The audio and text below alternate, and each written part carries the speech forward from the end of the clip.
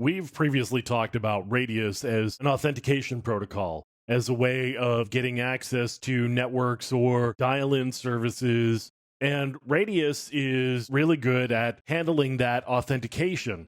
There are some problems with Radius, however.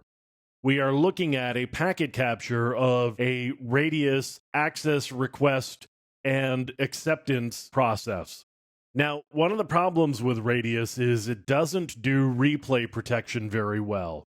And what I mean by replay protection is if I have a packet capture, as I do with this one, and you can see in the packet capture what we've got is an access request, and that goes from the client to the server.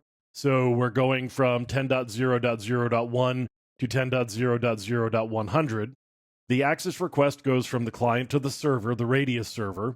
The Radius server then responds with an access challenge. And you can see there's an authenticator there. And then the client responds with another request with a different authenticator here. And then finally, we get the accept.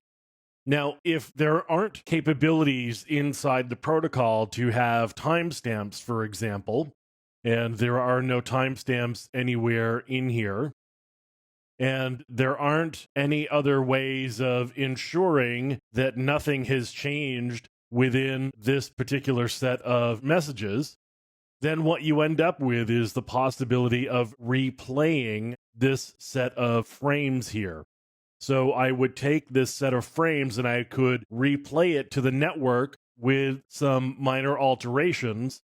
And then using that replay, I could actually get myself authenticated to the network.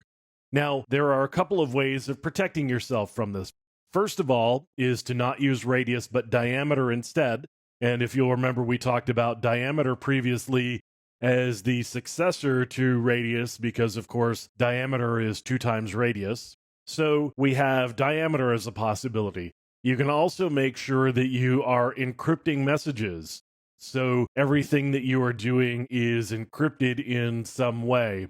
Radius doesn't encrypt its messages by default. So Diameter is a good option. Passing things over, for example, IPsec tunnels and that sort of thing is a good way of protecting yourself against things like replay attacks. So Radius is actually prone to a replay attack, and that may be a way for somebody to actually get on your network without actually doing any real authentication themselves.